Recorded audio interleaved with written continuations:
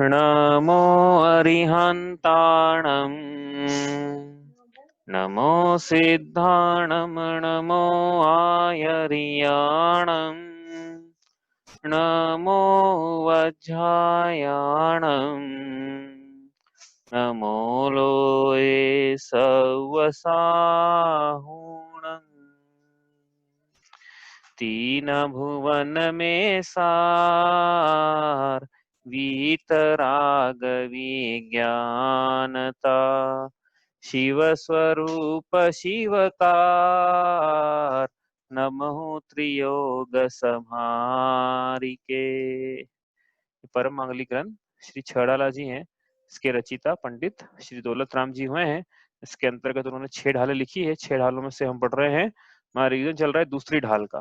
दूसरी ढाल में 6 बातों का वर्णन, उसमें 3 बातों का वर्णन हमने पढ़ लिया है। अग्रहित मिथ्या दर्शन, अग्रहित मिथ्या ज्ञान, अग्रहित मिथ्या चारित्र। और अब आज हम बात करेंगे ग्रहित मिथ्या दर्शन की। तो उसके पहले आज हम बात करते हैं, हमारा जो पर्व चल रहा है उससे संबंधित आज हमारा उत्तम कौन से धर्म का दिन है?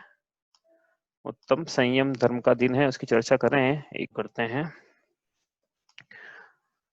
उत्तम क्षमा मार्दव आर्जव भाव है, सत्य शौच संयम तब त्याग उपाव है, आकिंचन ब्रह्मचर्य धर्म दश सार है, चहु गति दुख ते काड़ी मुक्ति करतार है। आज हम उत्तम संयम का दिन बना रहे हैं। पर्व के रूप में तो आज ही बना रहे हैं। देखो, इसका मतलब ये नहीं कि संयम एक ही दिन धारण करना है। संयम तो रोज होता है, जीवन में होना चाहिए, नहीं होता है तो लेकिन आज पर्व के रूप में आज मना रहे हैं, तो देखते हैं संयम मतलब होता क्या है और हम किस रूप में मनाते हैं, तो अपनी परख हो जाएगी अपन कितना सही जानते हैं, कितना सही बना रहे हैं।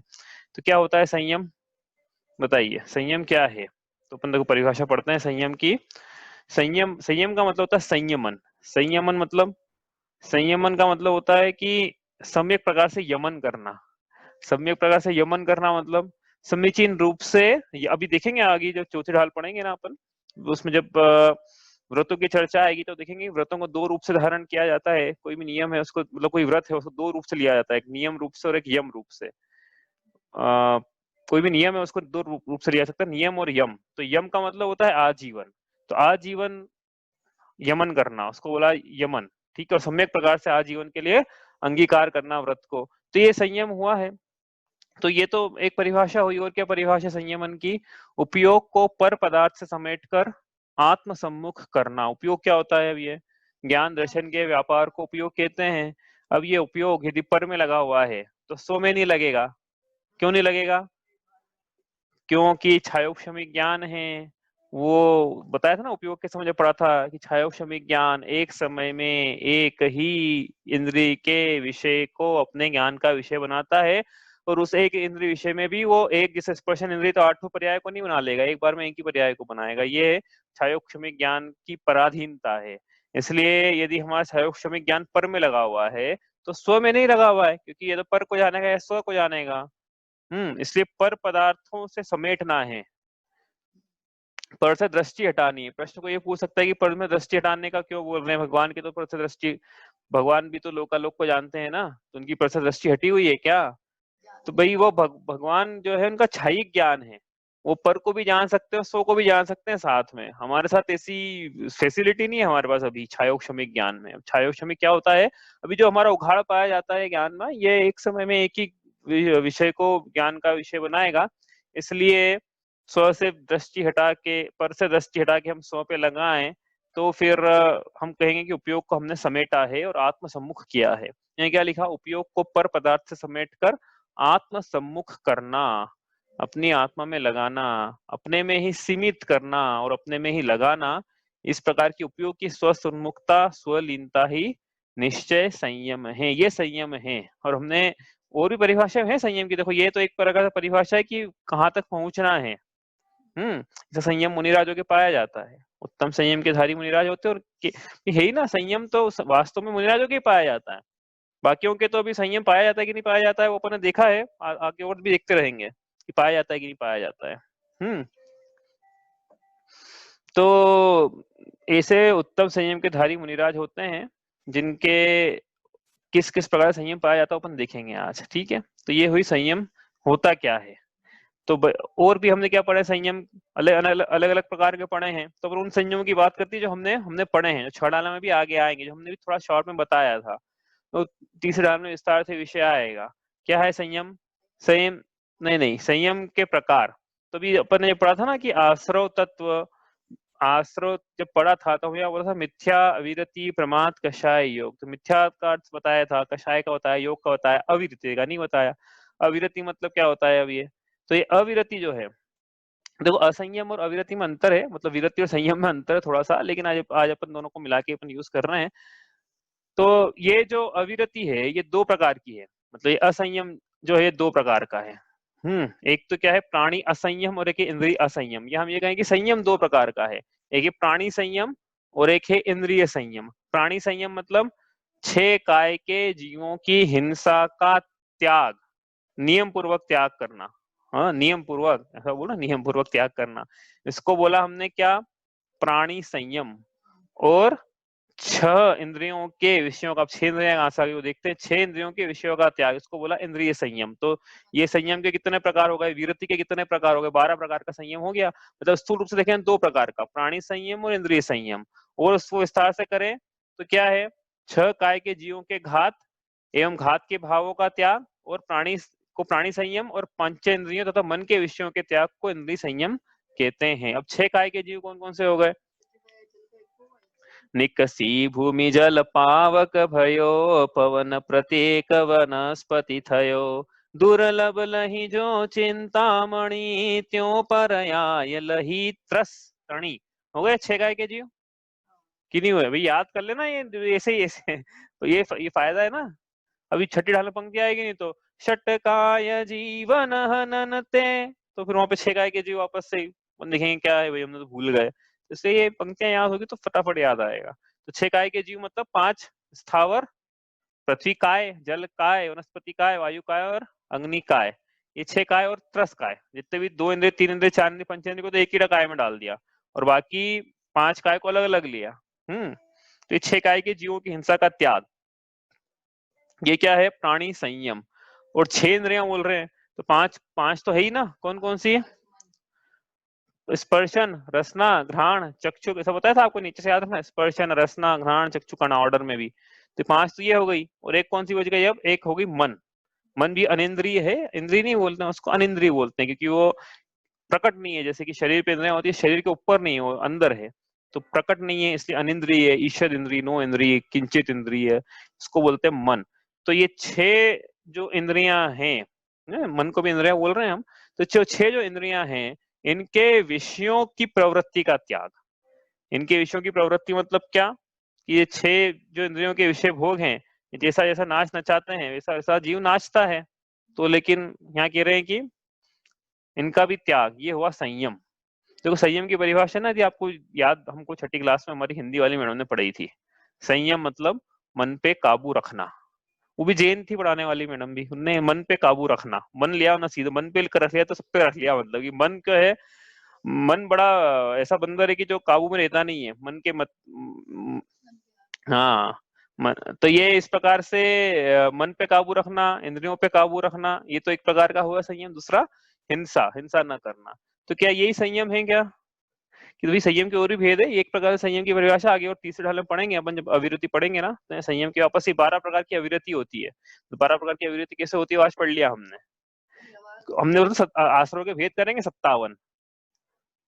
तो उसमें मिथ्याविरति, प्रमाद, कषाय योग, जो अविरति है उसके 12 भेद करेंगे। वो या 12 अविरति के भेद यहाँ लिखे हुए हैं। 6 काय के जीवों की हिंसा और 6 इंद्रियों में प्रवृत्ति। तो ये हमारे जीवन में पाया जा रहा है कि नहीं, ये हमको देखना है। ये क्या है, क्यों रखना है? क्योंकि ये जो है संयम को हरने वाले हैं, संयम रूपी रत्न को हरने वाले हैं। क्या है पूजा की पंक्ति? संयम रतन संभाल, विषय चोर बहु फिरत है, कायों छह प्रतिपाल, पंचेंद्रिय मन वश करो, संयम रतन संभाल, विषय चोर बहु फिरत है। तो ये संयम रूपी रत्न को हरने वाले चोर हैं। कौन है चोर? ये हिंसा के परिणाम और विषयों में आसक्ति के परिणाम। ये विषय के चोर, ये विषय चोर हैं जितने भी दिख रहे ना अपने घर में। कौन कौन है चोर? कौन कौन है चोर?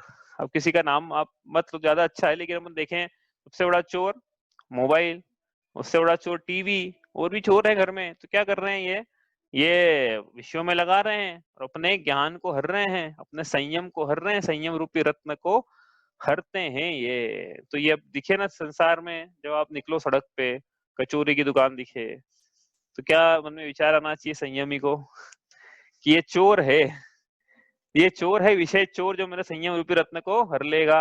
ये रात्रि भोजन की दुकानें लगी है, ये चोर है। और भी जो जहां जहां भी अपने परिणाम पाए जा रहे हैं असावधानी के, मन मतलब चित्त चलायमान हो रहा है यहाँ पे संयम रूपी, तो आप विचार करना है कि ये संयम रूपी रत्न को हरने वाले चोर है। सावधान रहना है चोर से अपने को। ऐसा तो नहीं होता ना कि रतन है जो अपन ऐसी कोई भी हल्लो साहब हमारे सामने तो है रतन जीवन भर की कमाई, ऐसा तो नहीं होता। बचा के रखना है, संयम रूपी रत्न रत्न होता है ये वास्तव में। तो ये संयम रूपी रत्न, इसको बचा के रखना है अपने को विषय रूपी चोरों से और हिंसा के परिणामों से। और अपन आगे देखें तो संयम जो है और भी प्रकार का है। मतलब ये तो अपन ने स्थूल रूप से अविरति के प्रकार देखे 12 प्रकार से, तो 12 प्रकार की विरति के परिणाम हो गए।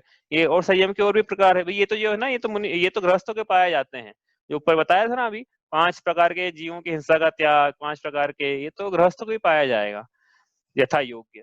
लेकिन गृहस्थों की कुछ ऐसी चीजें जो से वो नहीं पाई जाती, मुनिराजों के पाई जाती है। तो मुनिराजों की अपेक्षा से कथन करें अपन तो 5 अणुव्रत तो गृहस्थों के हो गए, ठीक है। संयम के प्रकार 5 अणुव्रत, कौन कौन से 5 अणुव्रत? व्रत किसे कहते हैं पहली बात तो ये है, और अणुव्रत किसे कहते हैं, और 5 अणुव्रत किसे कहते हैं, ये विषय आया ही नहीं अभी तक। या आज तक चौथी ढाल में तो अपन वहां लेंगे ही लेंगे, लेकिन आज संक्षेप में देखें तो पापों के त्याग को व्रत कहते हैं। पाप किसे कहते हैं? दुख के कारण बुरे कार्य, इनको पाप की पाठशाला में परिभाषा पढ़ी जाती पाप की दुख के कारण बुरे कार्य, इसे पाप कहते हैं। दुख के कारण बुरे कार्य, इन पापों के त्याग को व्रत कहते हैं। पापों का एक देश त्याग अणुव्रत, और पापों का संपूर्ण रूप से त्याग महाव्रत। पाप कितने होते हैं? पाप 5 होते हैं, हिंसा, झूठ, चोरी, कुशिल, परिग्रह। इसलिए इन 5 पापों के एक देश त्याग करा तो 5 अणुव्रत बने। कौन कौन से? अहिंसाणुव्रत, सत्याणुव्रत, अचौर्याणुव्रत, ब्रह्मचर्याणुव्रत और परिग्रह परिमाण व्रत। किसके पाए जाते हैं? मुनिराजों के नहीं है, गृहस्थों के पाए जाते हैं। दूसरी प्रतिमाधारी जीव और उसके आगे वो 5 अणुव्रत का धारी होता है। इस प्रकार से उसके जीवन में संयम नाम का चारित्र होता है, पहले देखा था हमने। और जीव आगे बढ़े, मुनि दीक्षा धारण करे, तो वह फिर 5 पापों का एक देश संपूर्णता त्याग करता है, महाव्रतों को अंगीकार करता है। कौन कौन से 5 कौन कौन से 5 महाव्रत है? कोई 5 पापों से निकाला है, 5 पापों का त्याग हो गया। तो पहले अहिंसा अणुव्रत बोला था, बोलेंगे अहिंसा महाव्रत, अचौर्य महाव्रत, सत्य महाव्रत, अचौर्य महाव्रत, ब्रह्मचर्य महाव्रत, और परिग्रह परिमाण नहीं बोलना है, अपरिग्रह महाव्रत ऐसा बोलना है, ठीक है। कि मुनिराजों के प्रमाण नहीं होता, उनके तो पूरा त्याग होता है। वो 5 समिति, समिति क्या है? अब ये भी देखेंगे, छठी ढाल में देखेंगे सब। ये देखो महाव्रत समिति, तो ये नहीं, इर्या समिति, भाषा समिति, ऐष्णा समिति, आदान निक्षेपण समिति और प्रतिष्ठापन समिति, ये चर्चा नहीं कर रहे हैं समितियों की, अपन आगे छठी ढाल में पढ़ेंगे। 4 कषायों का निग्रह, 4 कषायों का त्याग, क्रोध मान माया लोभ। 3 दंडों का त्याग, 3 दंड मतलब मन वचन काय, नहीं मन वचन काय को दंड बोला है यहाँ पे। मन वचन काय की से गुप्त, मतलब 3 गुप्ती आ गए एक तरह से हमें, मन उनका त्याग। और 5 इंद्रियों का मन में पंचेंद्रिय जयन पावन, ऐसे छठा पंक्ति आएगी ऐसा। तो ये किसके है? सब 5 महाव्रत, 5 समिति मुनिराजों के। इससे उत्तम संयम तो वास्तव में मुनिराजों के होता है। संयम के प्रकार देख रहे हैं अपन, और आपको और थोड़ा देखो अलग अलग प्रकार से परिभाषाएं मिलेगी। कहीं ये भी लिखा रहेगा कि श्रावक के 12 प्रकार का संयम होता है, उसमें 5 अणुव्रत है, फिर 3 गुण व्रत है, 4 शिक्षा व्रत है, 5 3 8 4 12 पढ़ेंगे अपन दूसरी ढाल में, चिंता मत करो आप, ये सब पढ़ेंगे अपन। और फिर कहीं ऐसा भी है कि मुनिराजों के 13 प्रकार का संयम होता है। कौन कौन सा होता है? 5 समिति, 5 गुप्ती और 5 समिति, 5 महाव्रत और 3 गुप्ती। इस प्रकार से 13 प्रकार का चारित्र होता है, 13 प्रकार संयम। इस प्रकार से अलग अलग से परिभाषाएं मिलती है, तो जहां जैसी अपेक्षा वहां से परिभाषा निकालना है। तो अब एक प्रश्न उठा कि देखो यहाँ पे क्या बाह्य में विषय कषाय हिंसा त्याग का नाम संयम है? कि जीव ने हिंसा का त्याग कर दिया बाह्य में कि हाँ भाई, और अंतरंग में भी मतलब और बहिरंग में विषयों का त्याग किया है। बहिरंग में ऐसा लग रहा है कि कषायों का त्याग भी है, मतलब क्रोध नहीं कर रहा है, तो ऐसा बाहर से प्रकट नहीं मतलब वो, तो क्या उसके संयम पाया जाता है क्या? ये प्रश्न है, ये बहुत इंपॉर्टेंट प्रश्न है। समझ में आएगा यहाँ संयम मतलब क्या होता है। तो अपन ने पढ़ा है, क्या पढ़ा है? आश्रव तत्व में विपरीत श्रद्धान, क्योंकि बात क्यों आ रही है आश्रव तत्व की कि मिथ्या अविरति प्रमाद कषाय योग लिया था ना, तो अविरति की बात करें, ये संयम क्या है? विरत, मतलब स्थूल रूप से देखें तो विरति। एक्चुअली अंतर बता देता हूं मैं आपको, संयम में विरति के साथ समितियां ही पाई जा रही है, हाँ, लेकिन विरति में से विरति है, ऐसा वो रूप से परिभाषा है उसकी संयम और विरति में। तो आप बोलोगे अंतर क्या दोनों में, तो ये अंतर है, पर लेकिन आज तो अपन इंटरचेंजेबल यूज करें इन दोनों को। तो मिथ्या अविरति, जिसके अविरति पाई जा रही है, जिसका हाँ, तो उसके असंयम पाया जा रहा है। लेकिन आश्रव, अपन प्रश्न अपना ये थे क्या भारत में विषय कषाय हिंसा का त्याग का नाम संयम है, ये प्रश्न है अपना।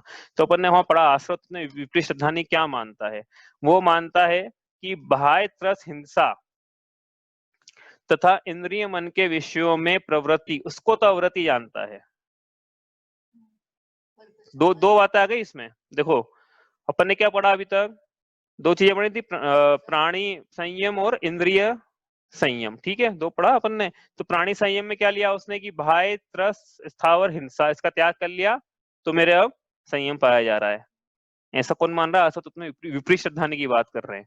और क्या मान रहा है कि इंद्रिय मन के विषयों में प्रवृत्ति का त्याग हो गया, तो वो मेरी विरति हो गई। समझ में आ रही है ना, यहाँ अविरति लिखा है, तो मतलब उल्टा भी लिखा हुआ है ना, लेकिन यहाँ पे त्याग नहीं लिखा हुआ है।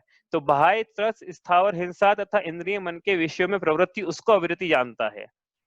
लेकिन बाह्य आचरण का नाम संयम असंयम नहीं है, अंतरंग में क्या परिणाम है उससे फर्क पड़ता है। हिंसा में प्रमाद मूल है, हाँ, और विशेष सेवन में अभिलाषा मूल है। ये याद रखना, बात तो इंपॉर्टेंट है ये बातें दोनों। हिंसा में प्रमाद परिणति मूल है और विशेष सेवन में अभिलाषा मूल। इसका क्या मतलब हुआ, देखो अपन समझते हैं। तो भाई में उसके भले ही हिंसा नहीं पाई जाती दिखे, लेकिन अंतरंग में असावधानी पाई जा रही है जीवों के स्वर पर के प्रति, तो उसको हिंसा का पूरा पूरा दोष लग रहा है। कहने का मतलब ये है, यहाँ पे पहले ही बताया था कि मुनिराज कोई गृहस्थ है, वो भूमि देख के नहीं चल रहा है और फिर भी हिंसा नहीं हो रही, तो भी हिंसा का दोषी है। क्यों? क्योंकि अंतरंग में असावधानी है, प्रमाद है। वैसे ही मुनिराज प्रमाद छोड़कर चार हाथ भूमि देखकर चलते हैं और फिर जाने अनजाने में कहीं कुछ विराध ना हो जाए जीवों की, तो भी मुनिराजों की हिंसा का दोष नहीं है। क्यों? क्योंकि अंतरंग में प्रमाद नहीं पाया जा रहा है। तो हिंसा का मूल कारण क्या है? प्रमाद है, असावधानी है स्वयं के प्रति और पर के प्रति। तो हिंसा में प्रमाद मूल है और विषय सेवन में अभिलाषा मूल है कि भाई इसने बाह्य में विषय कषाय का त्याग करते हुए दिख रहा है, उपवास आदि करते हुए दिख रहा है, लेकिन अंतरंग में इसके श्रद्धान में यही है, अभिलाषा बनी हुई है विषयों के भोगों की। कोई मुनि दीक्षा भी ले ले तो बाह्य में तो ऐसा दिखेंगे कि भाई सभी प्रकार के विषयों का इन्होंने त्याग कर दिया है, लेकिन अंतरंग में यदि मुनिराज की अभिलाषा बनी हुई है विषयों को भोगने की, तो फिर उनके संयम कैसे कहें। इसलिए क्या है, अंतरंग परिणामों का नाम है ये। प्रमाद और अभिलाषा नहीं पाए जाए अंतरंग में, तो फिर हम बोलेंगे कि हाँ इनके संयम पाया जा रहा है। बाहर बहिरंग में ये पाया जा रहा है, तो वो लिखा ना आसत अपने विपरीत क्या मानता है, वो मानता है कि बाहर में करूंगा मैं तो मेरे अविरति हो जाएगी, मेरे विरति हो जाएगी। लेकिन असल में क्या है कि अंतरंग में इसका त्याग होना चाहिए प्रमाद और अभिलाषा का, तो विरति कहलाएगी, तो संयम कहलाएगा। और एक देखो, और भी अपन इसको सपोर्टिंग स्टेटमेंट, क्या बाह्य में विषय कषाय हिंसा का नाम संयम है, बाह्य में किसने हिंसा का त्याग कर दिया या विषय कषाय का त्याग कर दिया तो उसका संयम कहलाएगा क्या? तो ऐसा है कि देखो, संयम जो है मात्र बाह्य में विषय कषाय हिंसा में त्याग का नाम नहीं है। तो उसके लिए एक बहुत अच्छा उदाहरण मिलता है शास्त्रों में, आपको बहुत अच्छा लगेगा ये सुन के कि हम कितने उच्च हैं। हाँ, यदि संयम का धारण करते हैं तो है, नहीं है तो क्या है मतलब। तो यहाँ क्या कह रहे हैं कि सर्वार सिद्धि के देव 33 सागर तक तत्व चर्चा करते हैं और उनके स्पर्शन रसना घ्राण चक्षु कर्ण इंद्रिय के भोग जो है वो लगभग 9 के बराबर है। अब 33 सागर तक तत्व चर्चा कर रहे हैं, यदि बैठ के से भी हम तत्व चर्चा कर रहे हैं, तो कोई बोलेगा कि हम विषयों को भोग रहे हैं? बोलो, तत्व चर्चा कर रहे हैं ना अभी बैठ के यहाँ पे, तो क्या विषयों को भोग रहे हैं? तो ऐसे सर्वार सिद्धि के देव भी 33 सागर तक तत्व चर्चा करते हैं, तो क्या विषयों को भोगते हैं वो? वहां पे देवियां नहीं पाई जाती, उदाहरण के लिए 16 स्वर्ग के ऊपर देवियां नहीं पाई जाती, परे प्रविचारा, प्रविचार का अभाव है। वो सभी नहीं नीचे आके प्रविचार करते हैं, प्रविचार का अभाव सर्वार सिद्धि के देवों को, स्पर्शन इंद्रिय के भोगों का अभाव मालूम, मतलब ये कहना चाह रहे हैं। वैसे ही रसना इंद्रिय, खाने की इच्छा नहीं होती है 33 हजार साल तक, 33,000 वर्षों तक खाने की जिनकी इच्छा नहीं होती है, उनके रसना इंद्रिय का अभाव। इसी प्रकार स्पर्शन रसना घ्राण चक्षु कर्ण सन में लगाना, उनके किसका अभाव मान हो गया है पूरा, विषयों का लगभग अभाव सा हो गया, पूरा नहीं कह रहे लेकिन अभाव सा हो गया, मतलब कम कम तो हो गए ना, इतना तो मानोगे। और हिंसा के तो कोई परिणाम ही नहीं है वहां पे। हिंसा होती क्या उनसे कि वहां तो 2 इंद्रिय 3 विकल्प तो पाए नहीं जाते हैं वहां पे। अब पंचेंद्रिय में भी देव हैं, उनकी क्या हिंसा, ज्यादा से ज्यादा हो भी गई तो स्थावर जीवों की मान लो कदाचित हुआ जाए, बाकी तो हिंसा के उनके परिणाम। और स्थावर जीवों का तो वैसे भी गृहस्थ को त्याग होता नहीं है, संकल्प मतलब इस प्रकार से हिंसा का त्याग, वो देखें चौथे ढाल में कि कैसे त्याग होता है कैसे नहीं होता है स्थावर जीवों की हिंसा का। तो इनके कहने का क्या मतलब है, सर्वार सिद्धि के देव जो 33 सागर तक तत्व चर्चा कर रहे हैं, उनके कषाय का लगभग त्याग, विषय का लगभग त्याग, कषाय का नहीं बोलना चाहिए, हाँ विषय का लगभग त्याग, और हिंसा का भी लगभग त्याग। तो क्या उनके संयम पाया जाता है क्या? क्योंकि हमने हाँ क्योंकि संयम पाया जाता है क्या उनके, हमने परिभाषा ऐसी बनाई थी ना, क्या बनाई थी, हिंसा का त्याग, विषयों का त्याग, ये संयम है। तो सर्वार सिद्धि के देवों का संयम हो गया ना, फिर तो उनके विषयों का लगभग त्याग ही है। हाँ, और कषाय का और विषयों का और हिंसा का भी त्याग है, दोनों का त्याग है, संयम है क्या? तो ये तो बहुत बार बार शास्त्रों में लिखा हुआ है कि देव जगति के जो जीव होते हैं वो सब के सब असंयमी होते हैं, असंयमी होते हैं, असंयम पाया जाता है। बताओ, इतना हिंसा का त्याग करने के बाद भी, इतना विषयों का त्याग होने के बाद भी उनके असंयम पाया जा रहा है। ये एक बात हो गई। अब दूसरी बात, स्वयं भू रमण समुद्र का मच्छ, जो कि 5वां गुणस्थान वर्ती, यानी इसको हम बोलते हैं अणुरति है। अब ऐसा बोलोगे क्या बात कर रहे हो, मच्छ और अणुरति होते हैं भैया। स्वयं भू रमण समुद्र पढ़ा था ना अपन ने, सबसे अंतिम समुद्र, वहां पे मच्छ पाए जाते हैं। वहां पे असंख्यात जीव उस सागर में, असंख्यात जीव उस सागर में अणुरति है। 5 प्रतिमा 5 गुणस्थानवर्ती, दूसरी प्रतिमाधारी है। अब बताओ, उस मच्छ के संयम पाया जा रहा है कि नहीं पाया जा रहा है? तो हम कहते हैं कि 5 गुणस्थान है, अणुव्रत है, मतलब संयम पाया जा रहा है। एक देश संयम पाया जा रहा है, इतना तो बोलेंगे ना, बड़ा था ना हमने, एक देश संयम, एक देश संयम पाया जा रहा है। या चलो उसकी बात समझ में नहीं आ रही तो अपन अपनी मनुष्य की बात करें, तो मनुष्य है तो उसने दूसरी प्रतिमा अंगीकार करी, तो उसका संयम पाया जा रहा है कि नहीं पाया जा रहा है? उसके एक देश संयम पाया जा रहा है, जिसको हम संयम बोलते हैं, पाया जा रहा है। नहीं आया समझ में, तो अभी तीसरी ढाल पढ़ेंगे तो विस्तार समझ में आएगा। वहां पे अपन 3 प्रकार के जीव कैटेगराइज करेंगे, बहिरात्म, अंतरात्म, परमात्म, और अंतरात्म में वापस 3 भेद डालेंगे, तो उसमें फिर अपन समझ में आएगा आपको कि हाँ ये कुछ है। ठीक है, अभी तो आप नहीं आ रहा तो कोई दिक्कत नहीं है, वैसे आना चाहिए क्योंकि हमने चारित्र पढ़ लिया है ना। एक तरफ रखा था हमने मिथ्या चारित्र, एक तरफ रखा संयम चारित्र, बीच में भेद करे थे असंयम, संयम, असंयम, एक जय संयम, सकल संयम, इस प्रकार वीतराग, इस प्रकार से फिर हमने भेद डाले थे उस दिन। तो इस प्रकार से मनुष्य के भी संयम असंयम पाया जा रहा है। लेकिन क्या ये अणुवृत्ति जो है गृहस्थ, क्या इसके विषय कषाय नहीं पाए जा रहे हैं, हिंसा नहीं पाई जा रही है? गृहस्थ है ना, तो गृहस्थ तो हिंसा तो पाई जाएगी इसके जीवन में। ये हरी सब्जी खाएगा कि नहीं खाएगा, पानी पिएगा कि नहीं पिएगा, तो स्थावर जीवों के संकल्प पूर्वक घात का दोष लगेगा कि नहीं लगेगा इसको? और फिर दूसरी प्रतिमाधारी है, तो पर स्त्री का त्यागी है, लेकिन स्व स्त्री का थोड़ी त्यागी है ये। ऐसे ही सभी विषय भोगों में लगाना, स्पर्शन में लगाया अपन ने, रसना घ्राण चक्षुकर्ण सभी में लगाना, इसके तो विषय भोग पाए जा रहे हैं। मतलब सर्वार सिद्धि के देवों से ज्यादा विषय और हिंसा इसके पाई जा रही है, लेकिन फिर भी इसके संयम असंयम, एक देश संयम, और सर्वार सिद्धि के जीवों के देवों के असंयम। तो इसका मतलब कुछ बीच में एक लिंक के जो मिसिंग है, क्या है वो, ऐसा क्यों, ऐसा कैसे बोल रहे हैं हम? तो भाई इसके पीछे मूल, हाँ इसके पीछे एक सीधा सा कारण ये है कि जो संयम है उसके लिए शास्त्रीय भाषा में बोले तो कम से कम 2 कषाय चौकड़ी का अभाव होना जरूरी है। संयम धारण करने के लिए कम से कम 2 कषाय चौकड़ी, और मुनिराज बनना हो तो कम से कम 3 कषाय चौकड़ी, और वीतरागी बनना है तो 4 कषाय चौकड़ी। और जो देव होते हैं सर्वार्थ सिद्धि का उनके सिर्फ एक कषाय चौकड़ी का अभाव होता है, इसलिए उनको असंयमी कहा है। मतलब अंतरंग परिणाम कैसे हैं जीव के?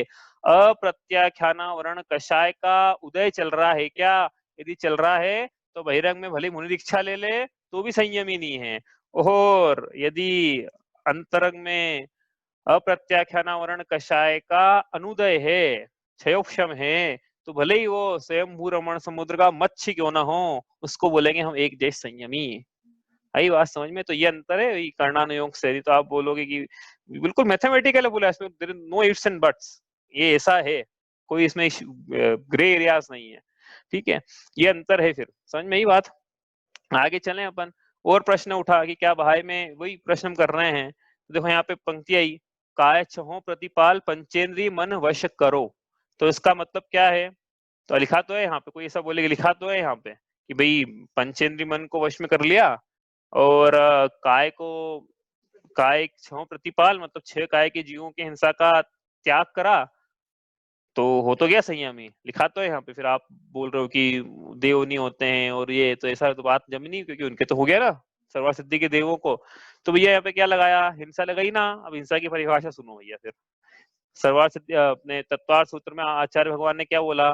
प्रमत्त योगात प्राण व्यपरोपणम हिंसा। ऐसी हिंसा की परिभाषा सूत्र जी में है। प्रमाद के योग से प्राण का व्यपरोपण ये हिंसा है, प्राण को हर लेना। प्राण को हर लेना हिंसा नहीं है। प्रमत्त के प्रमादी होकर, तो दोनों परिभाषा आ गई इसमें। कौन सी दोनों परिभाषा आ गई? द्रव्य हिंसा और भाव हिंसा दोनों परिभाषा आ गई। तो अंतरंग में प्रमाद हो रहा है, इसलिए तो बोला था हिंसा में प्रमाद मूल है। पहले क्या था ना, हिंसा में प्रमाद मूल है, तो इसके प्रमाद पाया जा रहा है यदि। तो इसके मतलब भले ही बहिरंग में हिंसा होते हुए दिखे नहीं, लेकिन अंतरंग में प्रमाद है। यानी क्या अपन यहाँ अपन देवों में घटित करने कर्णानुयोग के अनुसार, तो इनके अप्रत्याख्यानावरण कर्म का अप्रत्याख्यानावरण कषाय का उदय है, तो इसके लिए इनमें संयम नहीं है, भले ही वो दिखे नहीं बहिरंग में, लेकिन वो जरूरी है। और क्या है? पंचेंद्रिय मन वश करो। तो यहाँ पे भी क्या है कि जब पंचेंद्रिय मन की बात करें हम, तो ऐसा नहीं है कि विषयों की बात करें, भाई ज्ञान की बात भी है कि आंखों से, आंखें दो काम करती है, पांचों इंद्रियां दो काम करती है। एक काम तो भोगने का है, और एक काम जानने का भी तो है। भाई हम भोग नहीं रहे, लेकिन जान तो रहे हैं। अभी जिनवाणी जैसे जान रहे ना, सुन रहे हैं ना, जान रहे हैं, भोग थोड़ी रहे, ऐसा थोड़ी बोलेंगे भोग रहे हैं हम। विषयों में प्रवृत्ति इस प्रकार थोड़ी है कि भोग रहे हैं, तो जानने का काम भी करती है। लेकिन यहाँ पे जब पंचेंद्रिय मन वश करो ना, तो इसका मतलब सिर्फ भोग में नहीं लगाना है, इनको पांचों इंद्रियों से जो ज्ञान हो रहा है उसमें भी लगाना पड़ेगा। मैंने बोला भी, पहले बोल के आ गए, उपयोग को पर से समेट कर स्व में लगाना है। तो ये पांचों इंद्रियां, जो पांचों इंद्रियां पर को जानने का काम कर रही है, इसको पर से हटा के स्व में लगाना है। ज्ञान में भी, भोग में तो बात ही नहीं है। तो पंचेंद्रिय मन वश करो ना, ये भोग में नहीं लिखा, ज्ञान में भी लिखा कि वो उपयोग वहां से समेटो और कहाँ लगाए? स्व में लगाओ। तो वास्तव में संयम है। सिर्फ इतना सा कह दिया हमने कि कहा छो प्रतिपाल पंचेंद्रिय मन वश करो, इससे काम नहीं चलेगा। उसमें अंतरंग में और अर्थ जो है वो खोलना पड़ेगा हमको, कि हिंसा की परिभाषा क्या है और पंचेंद्रिय मन वश करो का मतलब क्या है। इस प्रकार से ये हमने देखा कि ये किस प्रकार से है, मतलब सिर्फ बहिरंग में नहीं है, अंतरंग में है। तो फिर उत्तम संयम धर्म की परिभाषा जो अभी तक देखी नहीं हमने, हाँ, किसके होता उत्तम? इस उत्तम संयम तो क्या मुनिराजों के होता है ना, हमने बताया ना। संयम तो वास्तव सकल संयम तो मुनिराजों के ही होता है। गृहस्थ यदि प्रतिमा ले ले तो उसके एक देश संयम, हाँ नहीं, एक देश संयम होता है, सकल संयम होता है, या असंयम होता है। हाँ, और एक देश संयम को संयम असंयम कहते हैं। संयम प्लस असंयम दोनों पाया जा रहा है। तो संयम तो मुनिराजों के, एक देश संयम गृहस्थ के यदि उसने व्रत अंगीकार किए हैं तो, और दो प्रत्याख्याना, दो कषाय चौकड़ी का अभाव पूर्वक व्रत अंगीकार किए हैं तो, और यदि सम्यक दृष्टि भी है लेकिन उसने यम पूर्वक पापों का त्याग नहीं किया है, उसके दो कषाय चौकड़ी का अभाव नहीं हुआ है, सिर्फ एक ही कषाय चौकड़ी का अभाव है, तो सम्यक दृष्टि तो कहलाएगा वो, लेकिन संयम ही नहीं कहलाएगा, असंयम के पाया जाएगा। जैसे कि सर्वार सिद्धि के देवों तक में लगा लिया अपन ने। एक्चुअली उदाहरण सर्वार सिद्धि के देवों का इसलिए लिया कि भैया आप समझ जाओगे, उन्हीं के लिए बोल दिया तो फिर इनकी क्या बात करें? भवन त्रिक के ना, फिर वैमानिकों के एक से लेके ऊपर तक, फिर ग्रेविकों की, फिर अनुदेश की, उनकी क्या बात करें? सर्वार सिद्धि के लिए लगा दिया अपन की, उनके असंयम है, बाकियों की क्या बात करें फिर। तो उत्तम संयम धर्म ये क्या होता है? देखो अपन बात करेंगे सम्यक दर्शन। देखो यहाँ की बात, थोड़ी शास्त्रीय शब्द है इसके अंदर, लेकिन हम सब पढ़ लिए, समझ में आना चाहिए आपको। सम्यक दर्शन पूर्वक आत्मा के आश्रय से उत्पन्न हुई अनंतानुबंधी आदि 3 या 2 कषायों के अभाव में प्रकट वीतराग परिणति रूप उत्तम संयम जब अंतर में प्रकट होता है, मतलब ये उत्तम संयम है, परिभाषा उत्तम संयम की क्या है कि वीतराग परिणति कैसी है, या तो 2 कषाय चौकड़ी का अभाव है या 3 कषाय चौकड़ी का अभाव है। 2 कषाय चौकड़ी बोली तो समझ में आ रहा है ना, अनंतानुबंधी और प्रत्याख्यान वर्ण क्रोधमान माया लोभ, और 3 कषाय चौकड़ी बोली तो प्रत्याख्यान प्रत्याख्यान प्रत्याख्यान क्रोधमान माया लोभ, जो कि मुनिराजों की होती है। 2 कषाय चौकड़ी का अभाव गृहस्थ प्रतिमाधारी के होता है। तो ये इस प्रकार से जब कषायों का अनुदय है तो वो वीतराग परिणति रूप उत्तम संयम प्रकट हुआ। ठीक है, जब अंतरंग में ऐसा पाया जाता है तो बहिरंग में क्या होता है फिर कि तब उस जीव की बाह्य परिणति भी पंचेंद्रियों के विषयों एवं हिंसादि पापों के सर्वदेश या एक देश, मतलब मुनिराज है तो सर्वदेश और गृहस्थ है तो एक देश त्याग रूप नियम से होती है।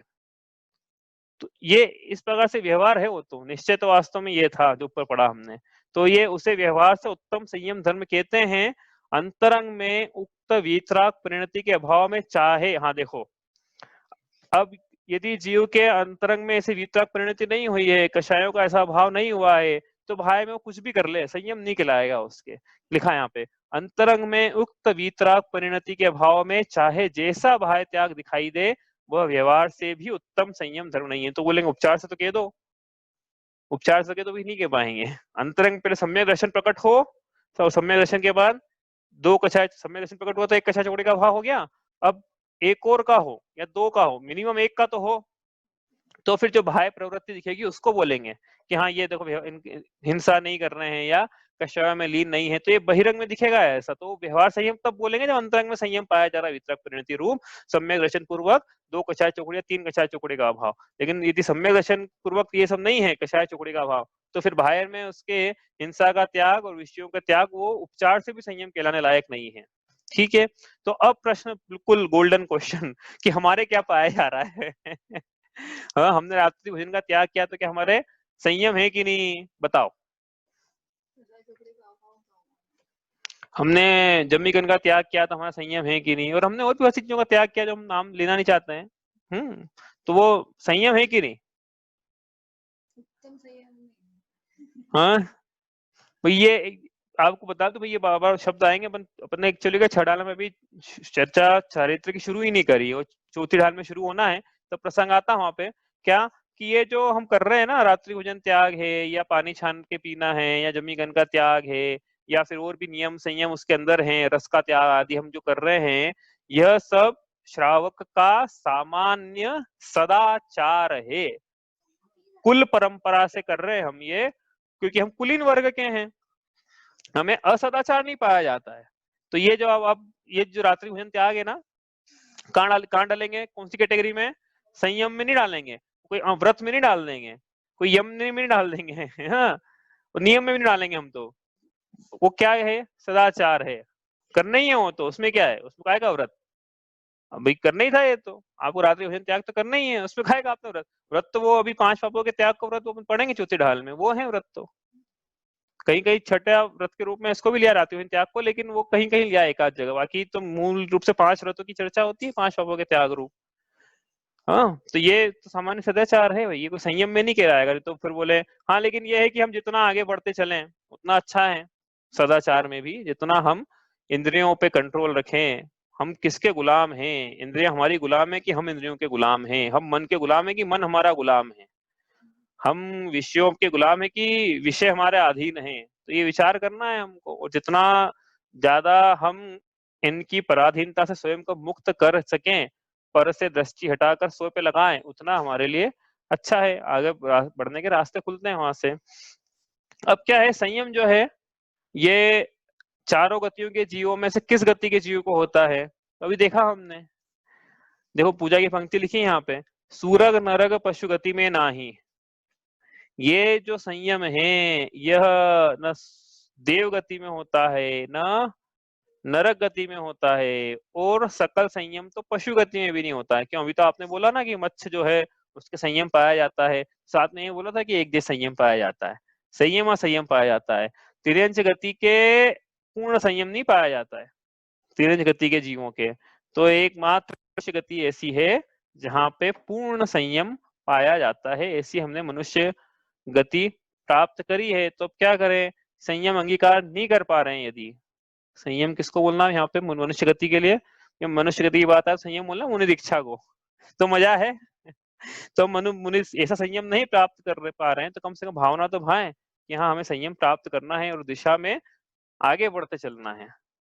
ये जो बाजार के बोर्ड दिख रहे हैं सरिता और ये जब दिख रहे हैं जितने भी है, इसमें ललचाना नहीं है मन को, संयम के रतन को, संयम की भावना को कम से कम संभाल के रखना है।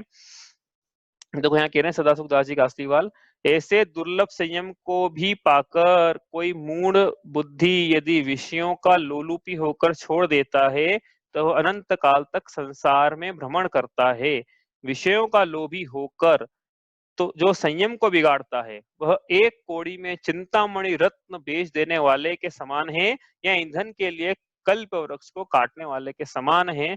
ऐसे ये मनुष्य गति की दुर्लभता और उसमें संयम की दुर्लभता है, इसलिए आसान नहीं है संयम। लोग बोलते हैं रात्रि भोजन त्याग कर दिया, इसे क्या मुनि बनना है क्या, इतना आसान है क्या मुनि बनना।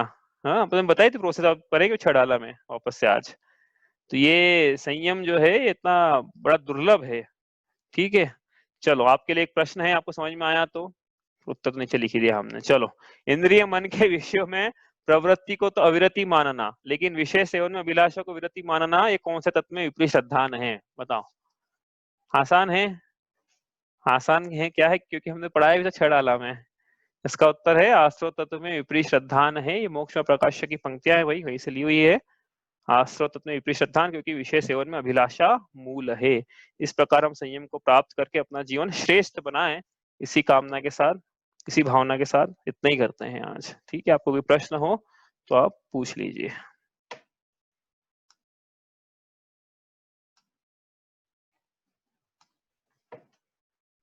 हाँ, अग्रहित मिथ्या दर्शन ज्ञान चारित्र का प्रकरण पूरा हुआ था।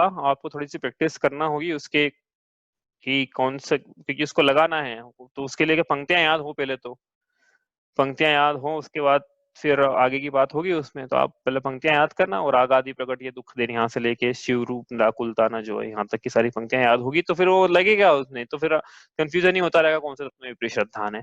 उसका मिथ्या ज्ञान मिथ्याचारित तो हमने पढ़ ही लिया था। अब हम पढ़ रहे हैं अग्रहित के बाद ग्रहित मिथ्या दर्शन ज्ञान चारित्र का स्वरूप आएगा इसमें।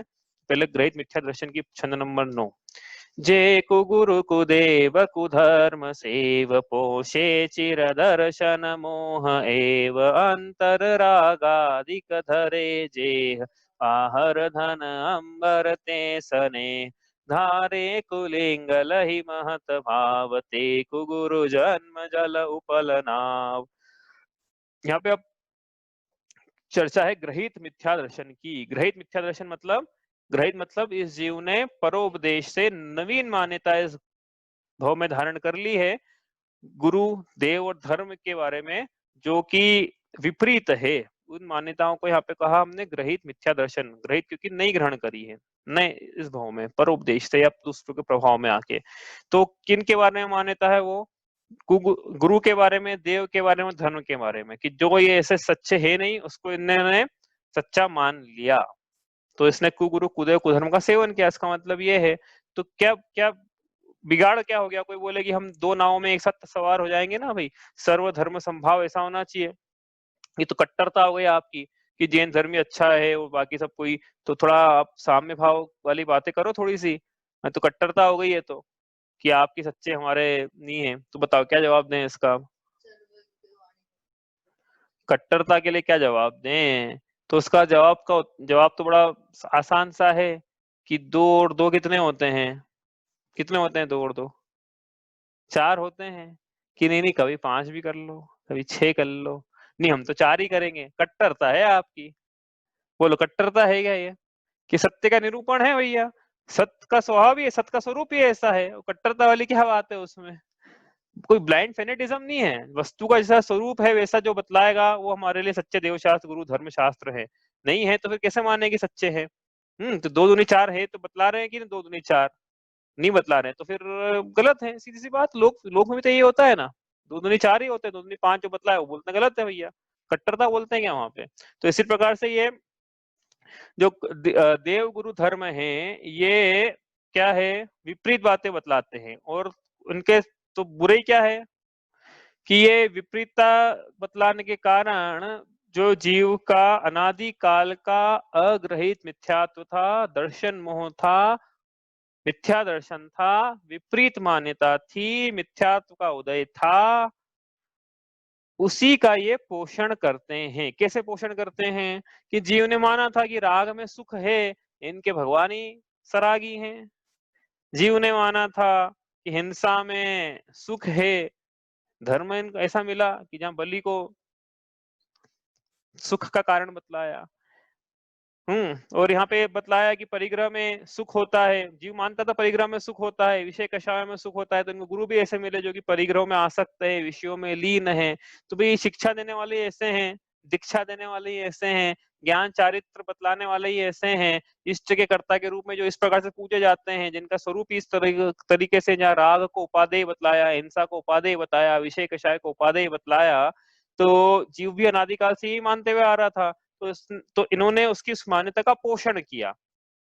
बताया था ना कि एक किला, एक पहले इसका ग्रहित मिथ्यात्व था, अब उसने अब किला बना लिया ग्रहित मिथ्यात्व का, कि और सुरक्षित कर लिया उसको, कि अब तो ये मेरा अग्रहित छूटेगा ही नहीं। क्यों? क्योंकि मैं जिसको सही मानता था उसको सही बताने वाले मिल गए। राग सहित जग में रुलियो, मिले सरागी देव। मैं राग के कारण जग में रूल रहा था, और मिले भी कौन मुझे? जिन्होंने राग को उपादेय बतलाया। इसलिए ऐसा यहाँ लिखा, पोषे चिर दर्शन मोह एव। दर्शन मोह था ना, ये राग को अच्छा मानना, असत संबंधी विपरीत श्रद्धान, मतलब मिथ्या दर्शन का मिथ्या दर्शन, उसी का पोषण करने वाले मिले। सबसे बड़ा क्या हुआ? ये नुकसान हुआ जीव को। और क्या? अंतर रागादिक धरे जे। अब यहाँ पे से बात शुरू हुई कुगुरु की। कुगुरु किसे कहते हैं? तो हमने देखा सुगुरु किसे कहते हैं। भाई 2 दूनी 5 6 7 नहीं होते हैं, इतना कौन बताएगा बार बार। 2 दूनी 4 होते हैं, समझ लो पहले। सुगुरु कौन होते हैं?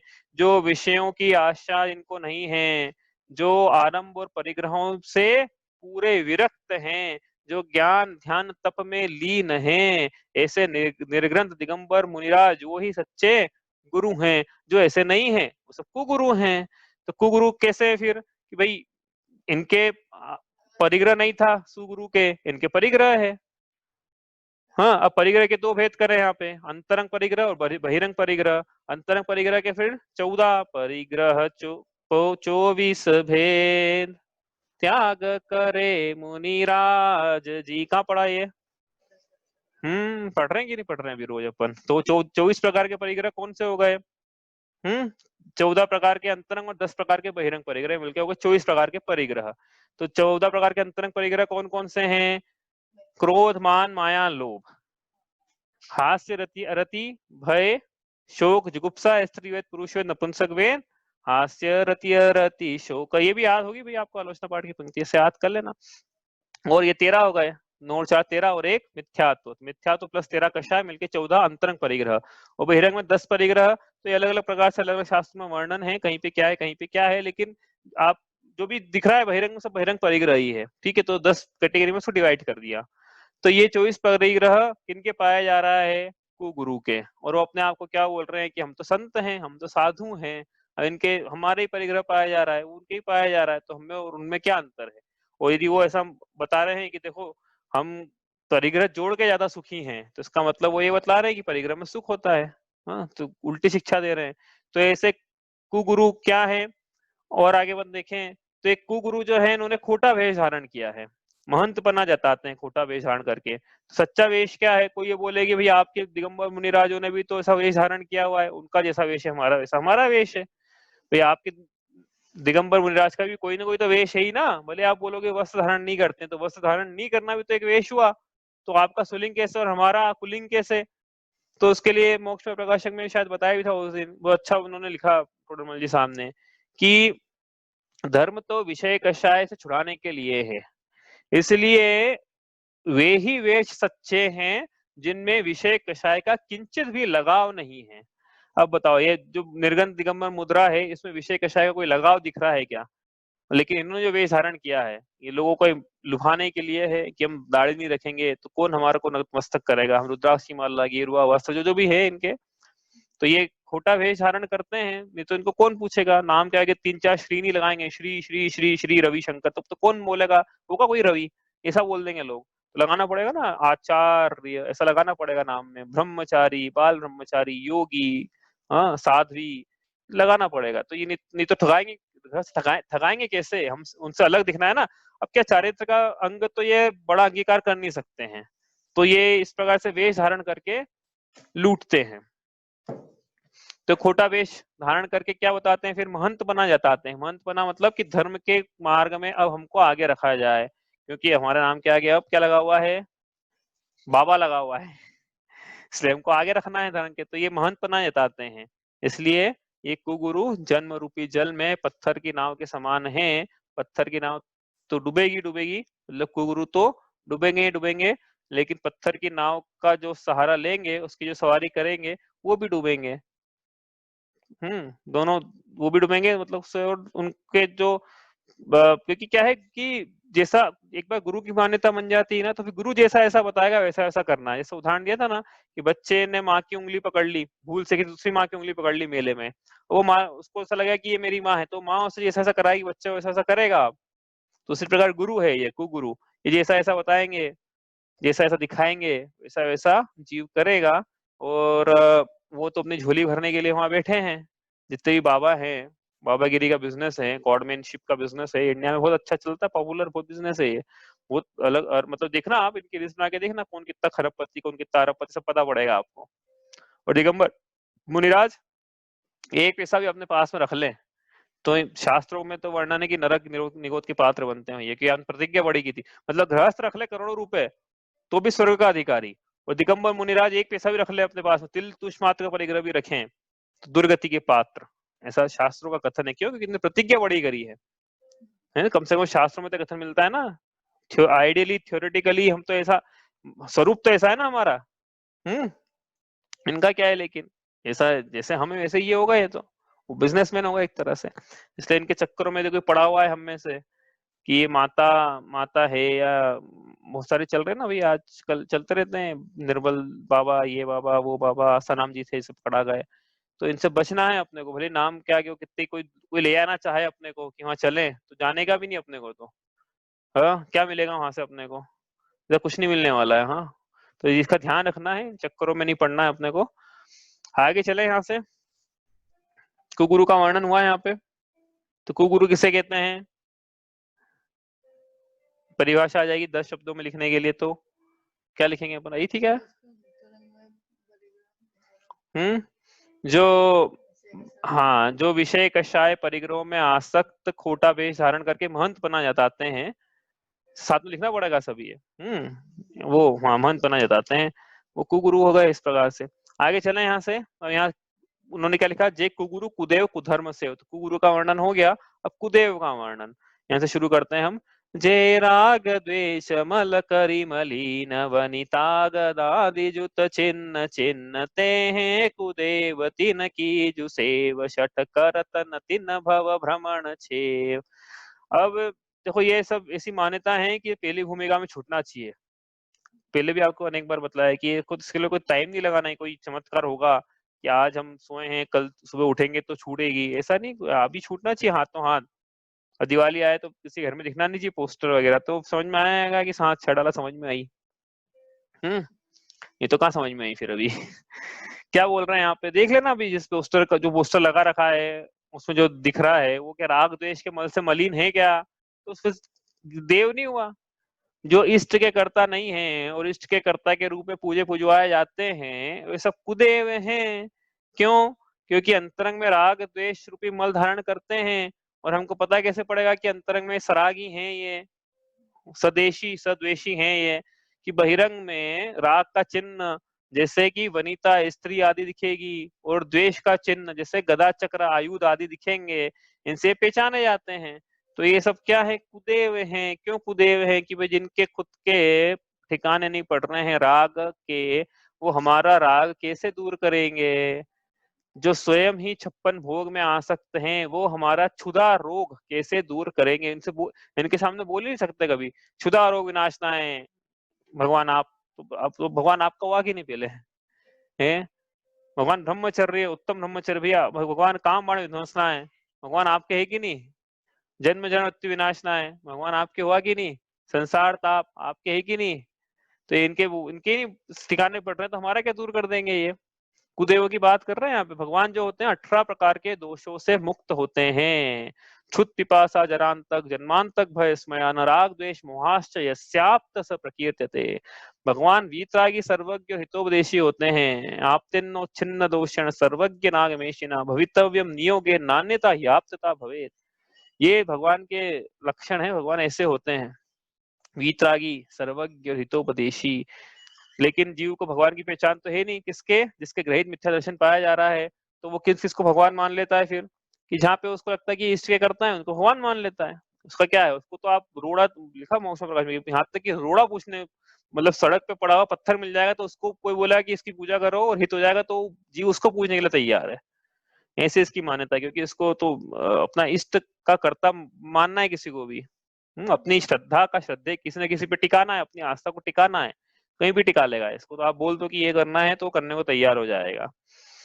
4 प्रकार के हमने बहुत सारे अनेक अनेक प्रकार के कुदेव पढ़े हैं, जैसे कि देवगति के जीवों में कुदेव की मान्यता, उसमें व्यंतर को जैनियों पे लगाया अपन, बाकी तो अपन ने उस समय बाकियों पे भी लगाया था, लेकिन जैनियों की बात करें तो अपन यक्षेंद्र को और जितने भी यक्ष यक्षिणी हैं इनको सुदेव के रूप में यदि पूजा करें कि इष्ट के करता है, तो हमारी मान्यता में ये कुदेव हैं। इसी प्रकार भवनवासी देव पद्मावती धर्णेन्द्र, इनकी हम देव सच मतलब इष्ट के कर्ता के रूप में इनकी पूजा करें, तो हमारी मान्यता में विपरीतता है देव के प्रति। इसी प्रकार ज्योतिष देव सूर्य चंद्र नवग्रह, इनमें इनमें यदि पूजा करें, इनकी ग्रहों की पूजा करने लग जाएं, तो उसका मतलब हमें वीतरागी सच्चे देव की पहचान अभी हुई नहीं है। जब वीतरागी देव की पहचान, डॉक्टर की पहचान नहीं हुई, तो फिर प्रिस्क्रिप्शन की क्या पहचान, फिर उस पथ्य की क्या पहचान जिससे कि रोग दूर होगा। इससे पहले डॉक्टर की पहचान करना बहुत जरूरी है। और आगे पढ़ा था हमने कुछ मनुष्य गति के जीव जो अपने आप को भगवान के रूप में स्थापित करके बैठे हैं। कैसे हैं? साई हैं, सत्य साई हैं, ओशो है, ऐसा बोलते हैं कि हम एनलाइटेंड हैं, हमको विशेष दिव्य ज्ञान की प्राप्ति हुई है, ऐसा ये बताते हैं। लेकिन ये सब क्या है? ठगने के बहाने हैं। आप, मैं आपको बोला भी था यूट्यूब पे वीडियो देख लेना, ऐसा नहीं कि हम अपने मन से बोल रहे हैं। सत्य साई की फ्रॉड करके वीडियो देख लेना, आप, आपको पता पड़ जाएगा कि हाँ भाई ये क्या चल रहा है यहाँ पे। उसी प्रकार कुछ जीव जो है तिर्यंच कोई पूछने को तैयार है, मतलब अपने से हीन है। तिर्यंच जो है अपने से हीन गति के जीव है, उनको पूछने के लिए तैयार है। गाय को पूजेंगे, तुलसी को पूज लेंगे, गन्ने को पूज लेंगे, नारियल को पूज लेंगे, झाड़ू को पूजेंगे। तो ये झाड़ू तो खैर चलो अलग है, बाकी इनको पूजने को तैयार हो जाएंगे। तो इसका मतलब इसकी मान्यता, तो ये कोई कुदेव नहीं है, लेकिन इनको देव के रूप में पूजने की मान्यता ये कुदेव है। और क्या है? बहुत सारे तो काल्पनिक है, जिनका कोई अस्तित्व ही नहीं पाया जाता है। लेकिन जीव को तो क्या अपनी कल्पनाओं में कुछ भी बिठाना है और पूजना है। अब बहुत सारे उसमें प्रश्न है, देखो आपसे बोला भी था, विचार करना है कि भगवान ने सृष्टि को बनाया तो भगवान को किसने बनाया, इस पर बहुत सारे प्रश्न है। इसका उत्तर आप ढूंढना, मुझे मेरे जरूर बताना कि हाँ, कि भाई कोई कारण है तो कार्य होना चाहिए, कार्य किसने करा, तो हम बोले कि भगवान होना भी तो फिर कार्य है, तो कारण क्यों है? बताओ, फिर आप कारण बताओ उसका। तो जब भगवान, आप ऐसा बोल रहे हो कि भगवान अनादि अनिधन है, स्वयंभू है, तो हम बोल रहे हैं सृष्टि भी स्वयंभू हो सकती है यदि ऐसा है तो। मतलब उस दिन बताया था, 2-3 बार पहले बताया कि इतना कॉम्प्लेक्स मैकेनिज्म भगवान टाइप का, वो तो भगवान बना बनाया था सृष्टि में, लेकिन जो सृष्टि है फिर वो जो कंपेरेटिवली कम कॉम्प्लेक्स है उसको बनाना पड़ेगा। ये कैसी बात है? भगवान बने बना, सृष्टि बनानी पड़ गई। तो ये सब विपरीतता है, मानने के लिए लोगों ने मान ली कुछ भी, उसमें कुछ तथ्य नहीं है उन बातों में। तो ये इस प्रकार से कल्पनाएं हैं, कल्पनाओं में देव बने की स्थापना करी है, तो भी कुदेव में विपरीत श्रद्धान है। और क्या पढ़ा था हमने? जो जड़ पदार्थ हैं, जड़ पदार्थों को तराजू बाट औजार अस्त्र शस्त्र झाड़ू, ये सब को पूछने की मान्यता, ये सब विपरीतताएं हैं। यदि हम में पाई जा रही है तो क्या करना है? तुरंत निकालना है, इंतजार नहीं करना है कि कोई और अब दूसरी बार छड़ाला सुनेंगे या कोई मुनि महाराज से सुनेंगे तो निकालेंगे।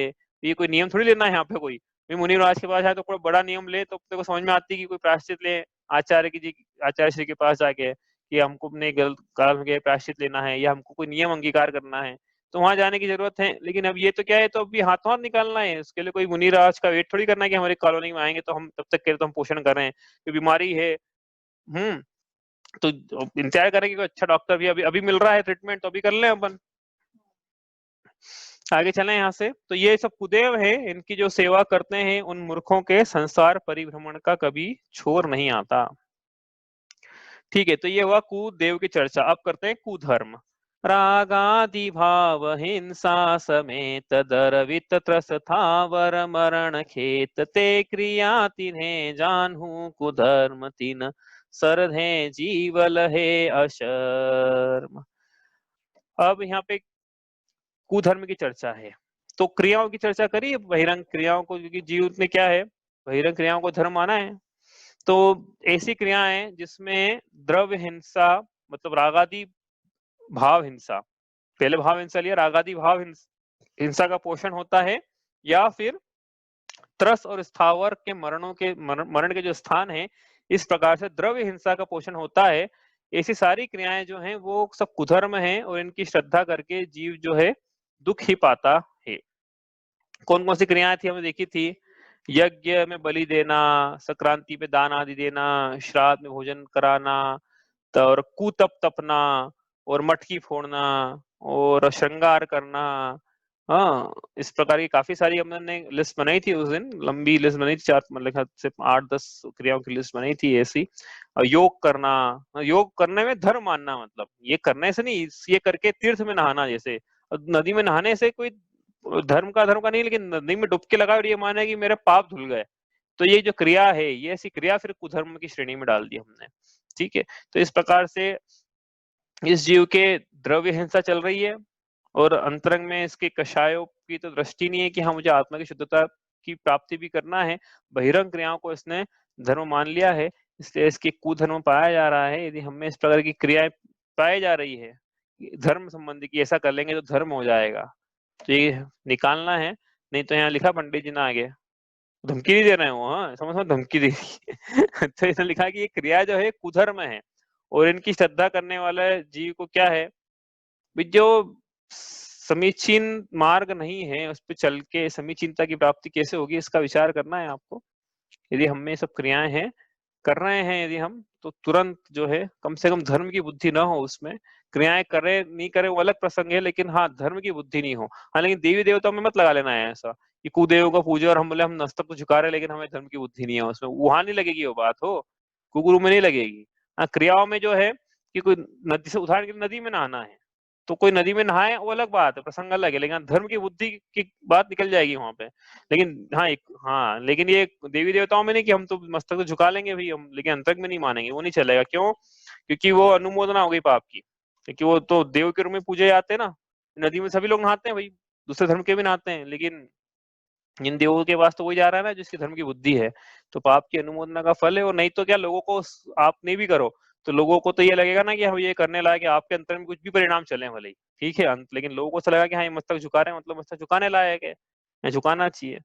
तो इस प्रकार से ये कुगुरु कुदेव कुधर्म, इसकी मान्यता हो।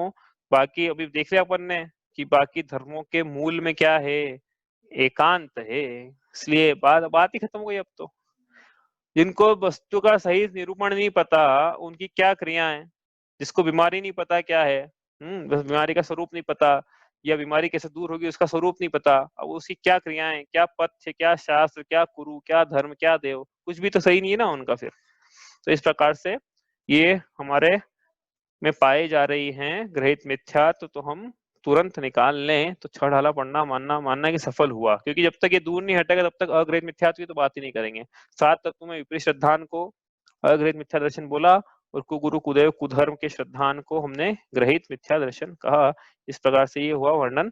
अब इन्होंने आगे लिखा कि याकू ग्रहित मिथ्यात्व जान, अब सुन ग्रहित जो है अज्ञान, कि अभी हमने जो वर्णन किया है ये सब ग्रहित मिथ्यात्व क्या है, और अब जो वर्णन आएगा वो ग्रहित अज्ञान का, मतलब ग्रहित मिथ्या ज्ञान का आएगा। ओपन कल करेंगे। कल आपके कोई और प्रश्न हो यदि नए को लेके, प्रमाण नए निक्षेप को लेके, तो कल आप लेके आना, कल चर्चा अपन करेंगे। ठीक है, आपका कोई प्रश्न है इसमें?